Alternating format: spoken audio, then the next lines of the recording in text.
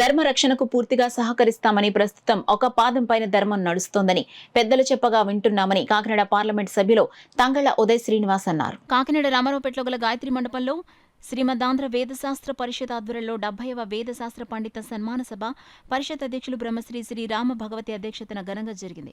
తొలుత పరిషత్ సభలను గాయత్రి మాత చిత్రపటం ముందు రాష్ట్రపతి అవార్డు గ్రహీత శ్రీ విశ్వనాథ గోపాలకృష్ణ జ్యోతి ప్రజ్వలన చేసి ప్రారంభించారు.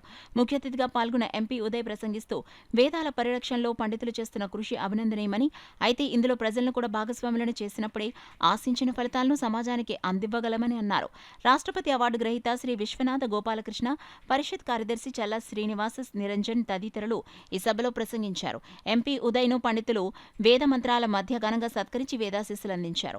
వేదస్వస్తి నిర్వహణ కార్యక్రమాన్ని అద్భుతంగా శ్రీ దత్తాత్రేయ గురుకుల వ్యవస్థాపకులు గుళ్లపల్లి శ్రీ సీతారామచంద్రమూర్తి ఘనాపాటి చేయగా, ద్వారక తిరుమలకు చెందిన రత్నాకర్ ఘనాపాటి మరియు రాజమండ్రి, విజయవాడల నుండి వచ్చిన సభ్యులను సన్మానించి జ్ఞాపికలందించారు.